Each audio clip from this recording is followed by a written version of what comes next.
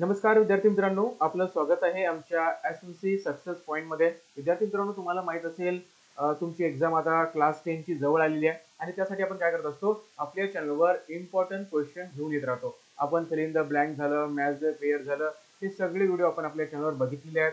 I-M-P diagrams कोणकोणते आहेत याचा सुद्धा व्हिडिओ आपल्या चॅनलवर अवेलेबल आहे, ते तुम्ही बघू शकता. विद्यार्थी मित्रांनो, आज आपण घेऊन आलो आहे सायंटिफिक रिझन क्लास 10 सायन्स 1. ठीक आहे, 1 to फक्त 4 चॅप्टर पर्यंतच आपण सध्या इथं सायंटिफिक रिझन इन्क्लूड केलेले आहेत. राहिले आपण पुढच्या व्हिडिओमध्ये इन्क्लूड करणार आहे. आणि हे जे आहेत ना क्वेश्चन, हे बोर्ड एक्झामसाठी महत्त्वाचे आहे. त्याच्यामुळे हा व्हिडिओ सुरुवातीपासून शेवटपर्यंत तुम्ही बघा. हा पार्ट 1 आहे.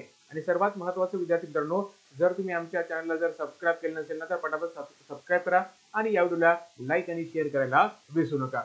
चला विद्यार्थी मित्रांनो, सुरुवात करूया. पण त्या अगोदर बघा विद्यार्थी मित्रांनो, तुमच्यासाठी मी 2 प्रश्न इथं सोडलेले आहेत. हे 2 प्रश्नाचं उत्तर तुम्हाला काय करायचं, व्हिडिओच्या कमेंट बॉक्समध्ये मला द्यायचं. ठीक आहे, पहिला क्वेश्चन आहे, dash is use to study the anomalous behaviour of the water. A आहे कॅलोरीमीटर, बी आहे जूल्स ॲपॅरेटस, सी आहे होप्स ॲपॅरेटस आणि डी आहे थर्मोस फ्लास्क. तर तुम्हाला सांगायचं आहे की एनामलस बिहेवियर ऑफ द वॉटरसाठी आपण काय यूज करतो, याचं उत्तर तुम्हाला व्हिडिओच्या कमेंट बॉक्समध्ये मला सांगायचं आहे. त्यानंतर आहे सेकंड बघा विद्यार्थी मित्रांनो, water expands on reducing temperature below dash degree Celsius. तर काय आहे, ए 0, बी 4, सी 8 आणि डी आहे 12. तर याचं काय आन्सर असणार, हे दोन्ही तुम्हाला काय करायचं आहे, व्हिडिओच्या कमेंट बॉक्समध्ये मला याची उत्तरं तुम्ही मला सांगायचे, जेणेकरून तुमचा अभ्यास किती आहे हे मला इथं समजायला मदत होईल. तर चला विद्यार्थी मित्रांनो, पहिला क्वेश्चन आहे आपला इथं बघा.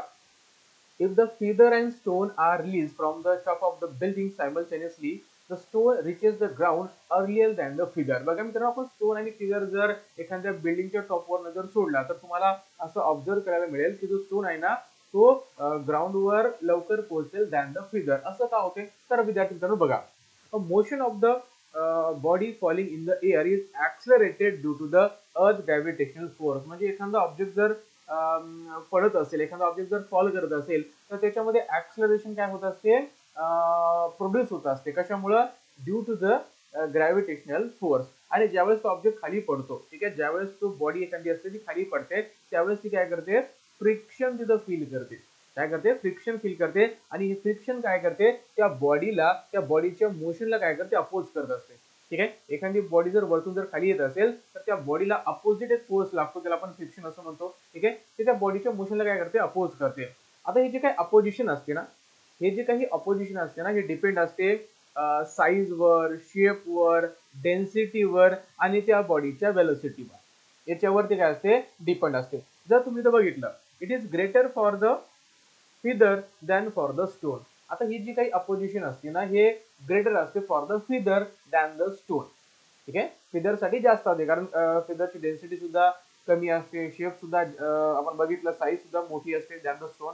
त्याच्यामुळे काय असते, जो काही अपोजिशन फोर्स आहे, जे काही फ्रिक्शन आहे, हे आपण म्हणू शकतो की त्या फिदर साठी जास्त आहे. त्याच्यामुळे काय होते, hence stone has a greater downward acceleration than the feather. त्याच्यामुळे काय असते, स्टोनला जास्त डाऊनवर्ड फोर्स लागतो. ठीक आहे, therefore stone reaches the ground earlier than the figure, though they are released simultaneously from the same height. ठीक आहे, आता हा जर तुम्ही जर व्हॅक्यूम मध्ये केला, तर तुम्हाला पाहायला मिळेल की दोन्ही ऑब्जेक्ट म्हणजे फिगर असो की स्टोन असो, दोन्ही पण काय होईल, सेम टाइमला ग्राउंडवर पोहोचतील. कारण तिथं कुठलेही एअर रेजिस्टन्स नसणार, कुठलेही अपोज करणारा फोर्स नसणार. ऍटमॉस्फिअर मध्ये अपोज करणारा फोर्स असतो, त्याच्यामुळे तुम्हाला माहित आहे तिथे एक ऑब्स्टॅकल निर्माण होते in the motion of the stone and feather. त्याच्यामुळे या गोष्टी आपल्याला पाहायला मिळतात. तर आय होप तुम्हाला कन्सेप्ट मी क्लिअर केलेला आहे. ठीक आहे, हे तुम्ही बघू शकता.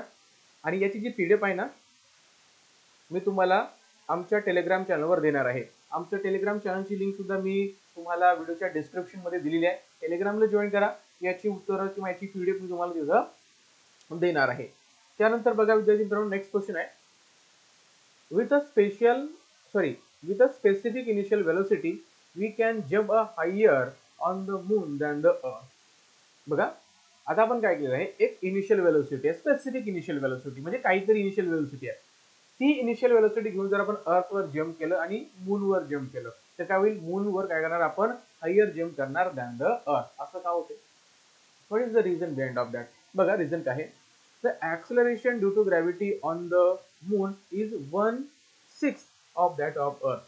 म्हणजे जी काही ऍक्सलरेशन ड्यू टू ग्रॅव्हिटी आहे ती मूनवर किती आहे 1/6 आहे. ठीक आहे of that on the earth, म्हणजे अर्थवर जे काही ऍक्सलरेशन ड्यू टू ग्रॅव्हिटी आहे त्याच्या 1/6 आहे, म्हणजे कमी आहे. ठीक आहे त्याच्यामुळे जी काही स्पेसिफिक इनिशियल वेलोसिटी आहे त्याच्यामुळे काय करतो we can jump higher on the moon than the earth. ठीक आहे कारण त्याचं काय ऍक्सलरेशन ड्यू टू ग्रॅव्हिटी खूप कमी आहे. ठीक आहे मूनवर, कारण तुम्हाला माहित असेल ऍक्सलरेशन ड्यू टू ग्रॅव्हिटी कमी असेल तर तो इझिली जास्त जम्प करू शकतो.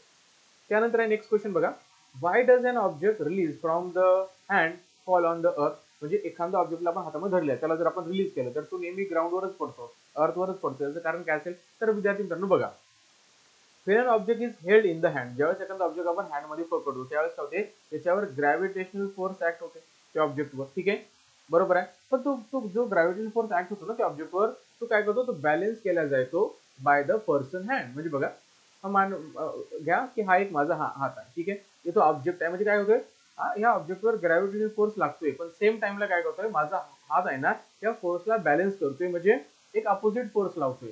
म्हणजे तो काय झाला जो काही फोर्स लागत आहे तो बॅलन्स झाला. आणि जसं की बघा बघा विद्यार्थी when the object is release from the hand, ज्यावेळेस आपण ऑब्जेक्टला हँड मधून रिलीज करतो त्यावेळेस काय होते it fall on the earth due to the earth gravitational force. ज्यावेळेस आपण त्याला सोडून देतो त्यावेळेस काय त्याच्यावर अपोज करणारा फोर्स नसणार.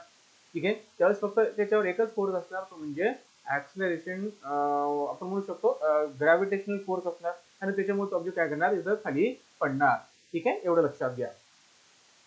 त्यानंतर आपण आता समोर जाऊया. समोर बघा काय आहे, atomic radius goes on decreasing while going from left to right in the period. बघा विद्यार्थी जर आपण पिरियडिक टेबल जर तुम्ही बघितलं असेल, जर आपण लेफ्ट टू राईट गेलो, ठीक आहे अशा प्रकारे लेफ्ट टू राईट जर गेलो तर जे काही ॲटॉमिक रेडियस आहे ना ते डिक्रीज होते.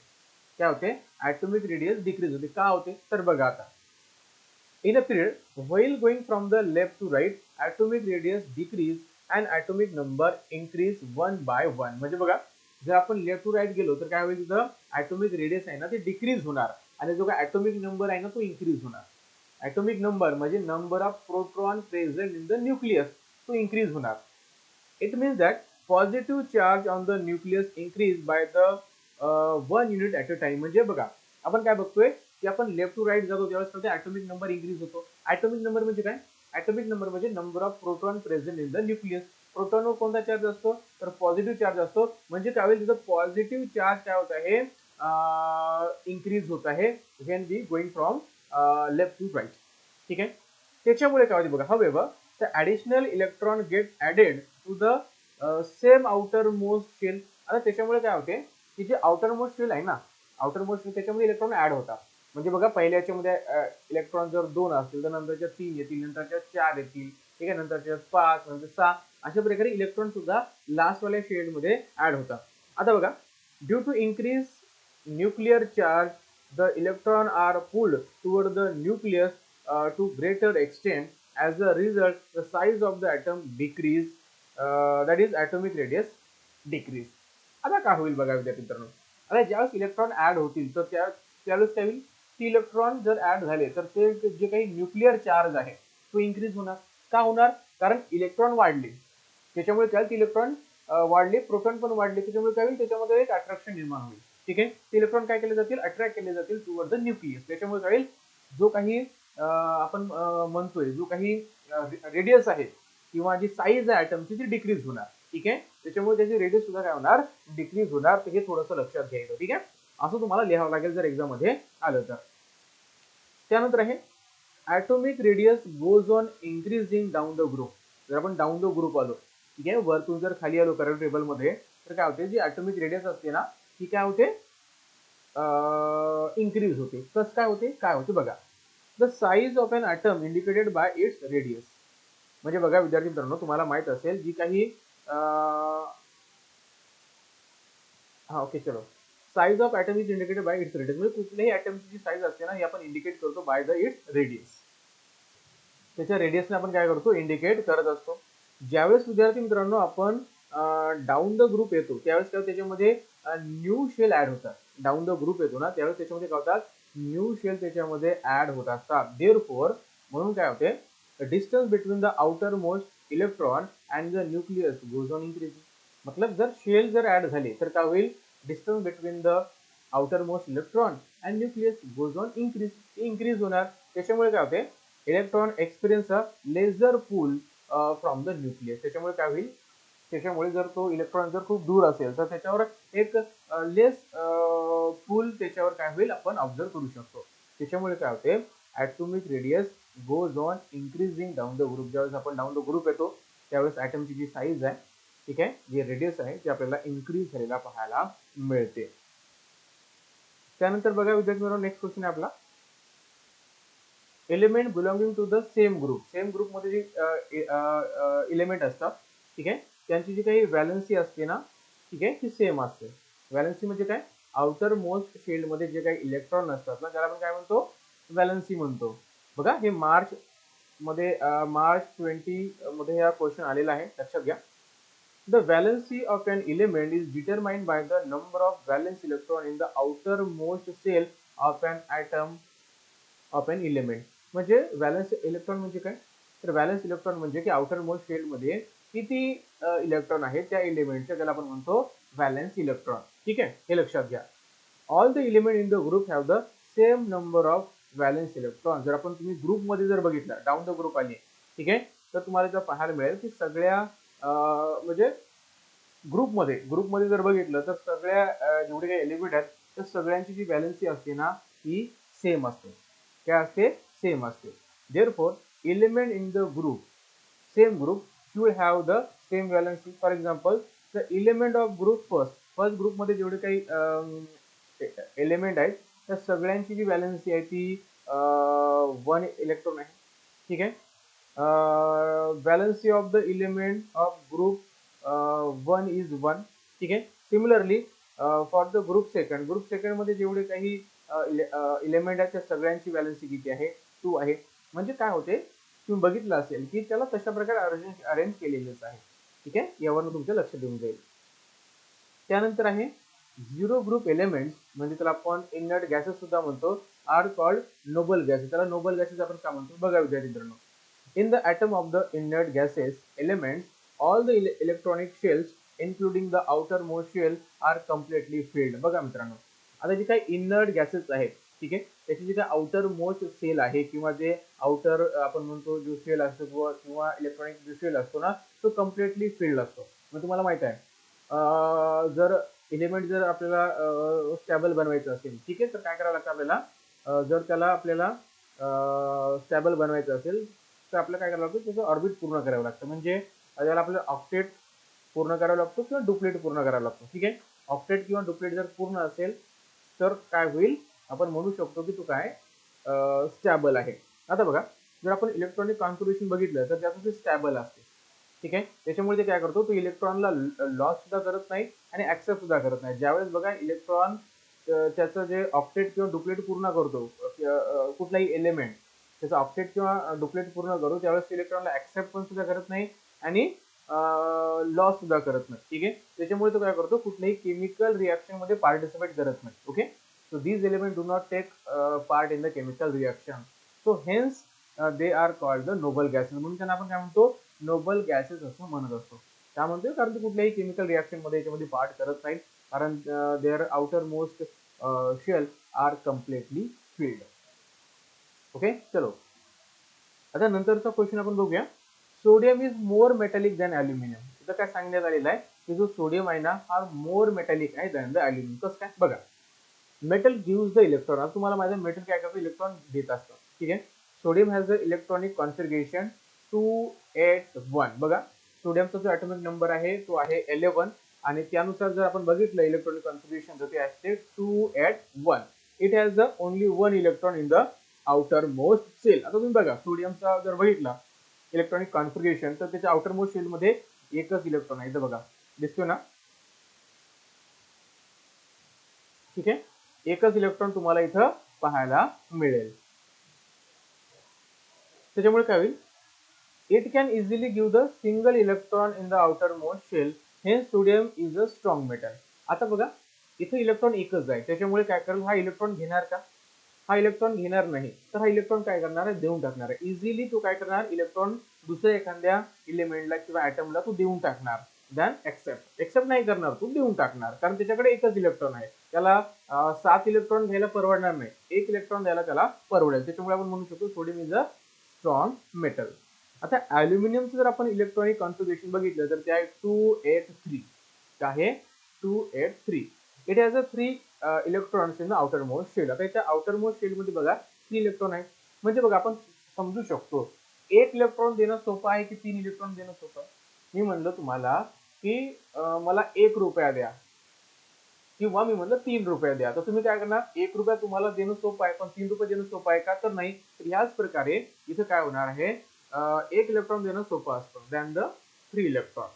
So donation of the 3 electron is more difficult than donation of the 1 electron. तेच मी तुम्हाला सांगितलं 1 इलेक्ट्रॉनचं डोनेशन करणं इट इज क्वाइट इझी, पण 3 इलेक्ट्रॉनला जर आपल्याला द्यायचं असेल तर it is also quite hard.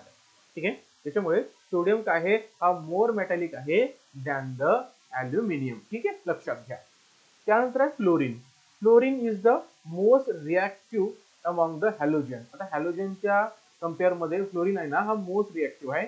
ठीक आहे का? बघा fluorine has a electronic configuration 2,7. बघा फ्लोरीनचे जे काही इलेक्ट्रॉनिक कॉन्फिगरेशन आहे 2,7. त्याच्यामुळे it requires only 1 electron to complete the octet. आता बघा का?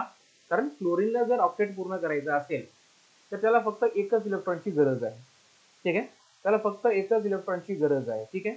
The atomic size of fluorine is the smallest among the halogen. आपण ॲटॉमिक साइज जर बघितली ठीक आहे फ्लोरीनची तर ही स्मॉलेस्ट आहे among the halogen. Hence a nuclear attraction on the outer most electron is maximum. त्याच्यामुळे काय आहे? साईज कमी आहे, याचा अर्थ काय आहे? न्यूक्लिअर अट्रॅक्शन खूप जास्त आहे. त्याच्यामुळे काय होईल? जो फ्लोरीन आहे ना हा मोस्ट रिॲक्टिव्ह मेटल होईल अमॉंग द हॅलोजन. हे लक्षात घ्या. त्यानंतर आहे बघा जे काही ग्रिल्स असतात of doors and windows are always painted before they use. म्हणजे आपण काय करतो कुठल्याही ग्रिल्सला किंवा डोअर असतात त्यांना आपण डोअर किंवा विंडोच्या त्यांना आपण पेंट करतो. का करतो? Before use. कारण तुम्हाला माहिती आहे बघा मित्रांनो जे ग्रिल्स असतात डोअरच्या किंवा विंडोच्या are made from the iron. हे सर्व आयन पासून बनलेले असतात. ठीक आहे. तुम्हाला माहिती आहे आयनची टेंडन्सी असते टू अंडरगो करोजन. म्हणजे जे करोजन होण्याची शक्यता खूप जास्त असते. ठीक आहे. ते जर मॉइश्चरच्या कॉन्टॅक्ट मध्ये आलं आयन तर ते तिथं आपल्याला करोजन पाहायला मिळते. The paint does not allow the air or moisture to come in contact with the iron surface. आता काय होते? जर आपण पेंट जर दिला नाही तर काय होईल? डायरेक्टली मॉइश्चर किंवा एअर कॉन्टॅक्ट मध्ये येईल त्या आयन सोबत आणि त्याच्यामुळे काय होईल? तो तिथं करोड होऊन जाईल. ठीक आहे, रस्टी होऊन जाईल. पण जर आपण त्याच्यावर पेंट जर अप्लाय केला तर पेंट काय करणार? त्याला अलाव करणार नाही. म्हणजे paint does not allow the air or moisture to come in a contact with the iron surface directly. ठीक है. Therefore, prevent rusting of iron. Grills of door and windows are always painted before they are used. त्याच्यामुळे आपण काय करतो त्यांना नेहमी आपण काय करतो? पेंटेड करत असतो विथ द कलर. ठीक आहे. चलो physical state of reactants and products are mention while writing the chemical equation. बघा विद्यार्थी मित्रांनो आपण ज्यावेळेस केमिकल रिॲक्शन लिहितोय बरोबर आहे, केमिकल रिॲक्शन लिहितोय त्यावेळेस आपण काय करतो त्याची काय फिजिकल स्टेट आहेत ना ती नेहमी आपण तिथं काय करतो? मेन्शन करतो. तुम्हाला माहित असेल वाय असं का करतो? तर बघा विद्यार्थी मित्रांनो while writing the chemical equation gases liquid solid state are symbolized. मग त्याला आपण सिम्बॉल देतो. बघा हे गॅसेस स्टेट साठी स्मॉल जी, लिक्विड साठी स्मॉल एल, सॉलिड साठी स्मॉल एस आपण काय करतो? रिस्पेक्टिव्हली हे यूज करतो. काय करतो बघा? This is done to make it more informative and to emphasize that those reaction occur in that manner only under those condition. म्हणजे आपण काय करतो ज्या त्या रिॲक्शनला लिहितो त्यावेळेस त्या मोर इन्फॉर्मेटिव्ह बनवतो. काय बनवतोय? मोर इन्फॉर्मेटिव्ह बनवतोय आणि आपण तिथं सांगतोय काय सांगतोय की ही जी रिॲक्शन आहे ना फक्त याच कंडिशन मध्ये किंवा याच स्टेट मध्ये होऊ शकते. ठीक आहे, ते आपल्याला सांगावं लागतं. आता आपण लिहिलं हायड्रोजन. आता हायड्रोजन म्हणल्यानंतर कशा प्रकारे सांगता येईल? हायड्रोजन म्हणलं तर हायड्रोजन कोणत्या स्टेट मध्ये पाहिजे आपल्याला? लिक्विड मध्ये पाहिजे, गॅसेस फॉर्म मध्ये पाहिजे, तरी मेन्शन करणं आवश्यक असतं. ठीक आहे. Hence the physical state of reactants and products are mention while writing the chemical equation. तर हे पण तुम्ही थोडंसं लक्षात घ्या. त्यानंतर it takes time for piece of Shahabad tiles to disappear in HCl but powder disappear rapidly. बघा विद्यार्थी तुम्ही केमिकल रिॲक्शन मध्ये बघितलं असेल केमिकल रिॲक्शनचा एक रेट असतो. ठीक आहे, काही केमिकल रिॲक्शन फास्ट होतात तर काही केमिकल रिॲक्शन स्लो होतात. त्यासाठी काही फॅक्टर असतात. ठीक आहे, ते फॅक्टरवर डिपेंड करते. तर फॅक्टर तुम्ही बघितलेले असतील. ठीक आहे, आता बघा, rate of reaction depend on the size of the particle of the reaction taking the part in the reaction. म्हणजे रिॲक्शन मध्ये जे काही रिॲक्टन्स आहेत त्याची साईज काय आहे.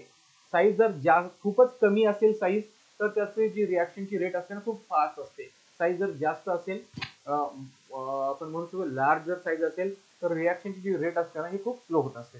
ठीक आहे, smaller size of the reactance particle the more is their total surface area under the faster area and faster is the rate of reaction. म्हणजे बघा, जर पार्टिकलची साईज जर स्मॉलर असेल तर काय करणार, त्याचा जास्त सरफेस एरिया काय करणार, पार्टिसिपेट करणार इन द केमिकल रिॲक्शन, आणि त्याच्यामुळे जे काही रेट आहे केमिकल रिॲक्शनचा तो कसा होणार, फास्टर होणार. ठीक आहे, एवढे लक्षात घ्या. त्यानंतर बघा, in the reaction of dilute HCl, dilute HCl जर आपण बघितला आणि त्याची प्रोसेस केली आपण त्यासोबत त्याची रिॲक्शन केली with the piece of Shahabad tiles, तर काय होईल, तिथं कार्बन डायऑक्साईड काय होईल, आपल्याला तिथं पाहायला मिळेल. ठीक आहे, आणि त्याच्यामुळे काय होईल, जो सरफेस आहे तो डिसअपियर होईल लेकिन स्लोली होईल. का होणार, ठीक आहे, का होणार, कारण आपण बघतो की जी साईज असते ना त्या साईजवर डिपेंड असते केमिकल रिॲक्शनचा रेट. त्याच्यामुळे स्मॉल साईज असेल तर केमिकल रिॲक्शन होते त्यावेळेस जो एरिया असतो ना तो जास्त असतो जो केमिकल रिॲक्शन मध्ये पार्टिसिपेट करतो, आणि जर पीस असेल तर त्याच्यामध्ये काय सरफेस फक्त पार्टिसिपेट करणार. ठीक आहे, बाकीचं पार्टिसिपेट नाही करणार. या गोष्टी त्याच्यामध्ये सर्व तिथं असतात. त्यानंतर आहे, when the gas is formed on heating, limestone is passed through the freshly prepared lime water. बघा, आपण जर गॅस प्रिपेअर केला, ठीक आहे, on heating the limestone heat केल्यानंतर आपला जो गॅस प्रिपेअर होतो त्याला जर पास केला आपण लाईम वॉटर मधून तर काय होईल, जे वॉटर असते ना हे मिल्की होते. ठीक आहे, का होते तर बघा त्यांनी, when the stone is heated, बघा लाईमस्टोन इज हिटेड, जेव्हा लाईमस्टोन आपण हिटेड करतो काय होते, calcium oxide and carbon dioxide are form. दोन गोष्टी फॉर्म होतात, एक असतो कॅल्शियम ऑक्साईड, ठीक आहे, अँड कार्बन डायऑक्साईड, हे दोन तयार होतात. So carbon dioxide gas is pass through the freshly prepared lime water. जेव्हा त्या कार्बन डायऑक्साईड गॅसला, ठीक आहे, जर आपण फ्रेशली प्रिपेअर्ड लाईम वॉटर मधून जर आपण त्याला पास केलं तर काय होईल, insoluble calcium carbonate, insoluble calcium carbonate and water तिथं फॉर्म होईल. ठीक आहे, त्याच्यामुळे काय होते, जे वॉटर आहे, जे लाईम वॉटर आहे हे मिल्की तिथं पाहायला आपल्याला मिळते. त्यानंतर आहे नेक्स्ट क्वेश्चन बघा, it is recommended to use a air tight container for storing the oil for long time. जेव्हा बघा इथे तुम्ही जे ऑइल स्टोअर करता ते लॉंग टाइम साठी जर स्टोअर करत असाल तर त्यावेळेस तुम्हाला एअर टाईट कंटेनरची आवश्यकता असते. वाय, बघा, edible oil is allowed to stand up for long time, it undergoes the air oxidation. आता काय होते, जर जास्त वेळ जर तुम्ही ऑइल जर ठेवलं, ठीक आहे, तर ते काय होईल, त्याच्यामध्ये ऑक्सिडेशन होईल, आणि ऑक्सिडेशन झाल्यामुळे काय होईल, it become a rancid and it smell and taste change. त्याचा स्मेल अँड टेस्ट चेंज होणार. ठीक आहे, कशामुळे, ड्यू टू द ऑक्सिडेशन. ठीक आहे, आता बघा, rancidity in the food stuff cook in oil और ghee is prevented by using the antioxidant. आता काय होते, जर आपल्याला हे अवॉइड करायचं असेल तर आपण काय करतो, त्याच्यामध्ये अँटीऑक्सिडंट यूज करत असतो. ठीक आहे, so this process of oxidation reaction of food stuff can also be slow down by storing the in it a air tight container. आता जी ऑक्सिडेशनची प्रोसेस आहे ना याला आपण स्लो डाऊन करू शकतो. कम्प्लिटली त्याला आपण रिमूव्ह करू शकत नाही, पण त्याला आपण स्लो डाऊन करू शकतो bye using the air tight container. Okay, next question, concentrated hydrochloric acid react with more vigorously with the calcium carbonate than dilute hydrochloric acid. आता बेसिक क्वेश्चन आहे, तुम्हाला माहित असेल, the rate of reaction increase with the concentration of the reactant. म्हणजे जे reactor आहे जर concentration असेल याचं, ठीक आहे, कॉन्सन्ट्रेशन असेल तर तो काय करेल, विगरसली काय करणार, तो रिएक्ट करणार. ठीक आहे, as a concentrated hydrochloric acid contain a more number of HCl molecules. ठीक आहे, म्हणजे तुम्हाला हायड्रोक्लोरिक ऍसिडचे मॉलिक्यूल त्याच्यामध्ये जास्त असणार. ठीक आहे, than those in equal volume of dilute HCl. So concentrated HCl react more vigorously than the calcium with calcium carbonate. ठीक आहे, लक्षात घ्या. त्यानंतर zinc powder react much faster with the dilute H2SO4 than does granulated zinc of the same mass. बघा विद्यार्थी मित्रांनो, मी तुम्हाला सांगितलेलं आहे झिंक पावडर काय करणार, react much faster with the dilute H2SO4 than a granulated zinc. आता बघा, जर तुम्ही काय केलं, झिंक पावडर घेतली आणि ग्रॅन्युलेटेड झिंक घेतलं, तर त्याच्यामध्ये काय होईल, जो पावडर आहे झिंकचं ते खूप फास्ट रिॲक्ट करणार विथ H2SO4. ठीक आहे. लेकिन पण जर त्याचे जर थोडे थोडे पार्टिकल असतील, जर ग्रॅन्युलेटेड असेल तो, तर तो रिॲक्ट करणार नाही, कारण अगोदरचा त्यांचा आपण बघितला. ठीक आहे. बघा, in the reaction the rate of the reaction depend upon the particle size. बघा, पार्टिकल साईजवर काय असते, रेट ऑफ रिॲक्शन डिपेंड असतो. ठीक आहे. त्याच्यामुळे काय होईल, ज्यावेळेस स्मॉलर पार्टिकल असतात ना, त्यावेळेस काय होईल, त्याचा मोर एरिया काय होत असतो, अंडर द रिॲक्शन असतो. More area under the reaction. त्याच्यामुळे जी रिॲक्शन असते ही खूप फास्टर होत असते. ठीक आहे. आणि झिंक पावडर तुम्हाला माहिती आहे फास्ट रिॲक्ट करणार with the dilute H2SO4 than the granulated zinc. कारण ग्रॅन्युलेटेड जर झिंक असेल तर तुम्हाला माहित आहे त्याचे सरफेस एरिया कमी असणार, म्हणजे जो रिॲक्शन मध्ये जो पार्टिसिपेट करणार, रिॲक्शन मध्ये सरफेस तो खूप कमी असणार त्याच्यामुळे. त्याच्यानंतर बघा विद्यार्थी मित्रांनो, in a practice the unit of kilowatt hour is use for the measurement of electrical energy rather than the joule. आता विद्यार्थी मित्रांनो, एक गोष्ट ध्यानात घ्या. आता आपण काय करतो, तुम्हाला माहित असेल, आपण जर एनर्जी जर यूज करायची असेल, आपण जूलचा यूज करतो, बरोबर आहे. पण जूल काय खूप स्मॉल युनिट आहे. जूल काय खूप स्मॉल युनिट आहे, त्याच्यामुळे आपण जर जूलला यूज केलो तर मिलियन मध्ये रीडिंग आपली येऊ शकते. मग ती अवॉइड करण्यासाठी आपण काय करतो, किलो वॅट आर. आणि किलो वॅट आर मध्ये तुम्हाला माहित असेल 36 लाख जूल असतात. किती असतात, 36 लाख जूल. त्याच्यामुळे बघा, एक युनिट म्हणजे 36 लाख जूल. बघा, in practice the kilowatt hour is used for the measurement for the electrical energy rather than the joule, because kilowatt hour measure the quantity of unit of electricity consumed and joule is not used since it is a very small unit of energy, not applicable for measuring the large scale electricity. म्हणजे large scale electricity consume होते ना, तिथं आपण जूलचा use करू शकत नाही. Okay. चला next बघा, tungsten metal is used to measure tungsten metal is used to make the solenoid type coil in an electric bulb. विद्यार्थी मित्रांनो बघा, जर तुम्ही इलेक्ट्रिकल बल्ब बघितला असेल तर त्याच्यामध्ये काय असतो, एक टंगस्टनचा सॉलिनॉइड बनवलेला असतो. आपण त्याच्यामध्ये सॉलिनॉइड काय यूज करतो बघा, तर solenoid type coil of bulb म्हणजे tungsten has a high resistivity. एक महत्वाचा पॉइंट आहे त्याची की हाय रेजिस्टिव्हिटी आहे आणि हाय मेल्टिंग पॉइंट आहे, म्हणजे तो हाय टेम्परेचरवर सुद्धा सस्टेन करू शकतो, मेल्ट होणार नाही.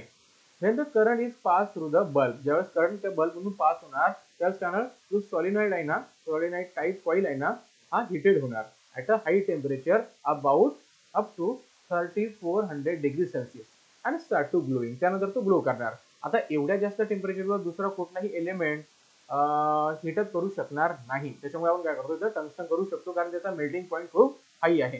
Hence the tungsten metal is use to make the solenoid type coil in the electric bulb. चलो नेक्स्ट, इलेक्ट्रिक बल्ब ते झालं आपण. Electric power transmission, copper aluminium wire are use. बघा, कॉपर ॲल्युमिनियम वायरचा आपण काय यूज करतो इलेक्ट्रिक ट्रान्समिशनसाठी. तर तुम्हाला माहित असेल विद्यार्थी मित्रांनो, जो कॉपर आहे, ॲल्युमिनियम आहे, ठीक आहे, are the good conductor of electricity. हे काय आहे, गुड कंडक्टर आहे इलेक्ट्रिसिटीसाठी. Okay. They offer the very low resistance to flow the electric current, so that the copper and aluminium are use to transmit the power. तर विद्यार्थी मित्रांनो, हा होता आपला आजचा व्हिडिओ. तुम्हाला कसा वाटला नक्की मला सांगा. आणि तुम्हाला काही प्रश्न असेल, शंका असेल तर तुम्ही मला व्हिडिओच्या कमेंट बॉक्समध्ये विचारू शकता. ठीक आहे. किंवा हा नंबर आहे माझा व्हॉट्सअपचा. ठीक आहे, याच्यावर तुम्ही मला व्हॉट्सअप करू शकता. तर धन्यवाद विद्यार्थी मित्रांनो. तोपर्यंत good bye, take care and God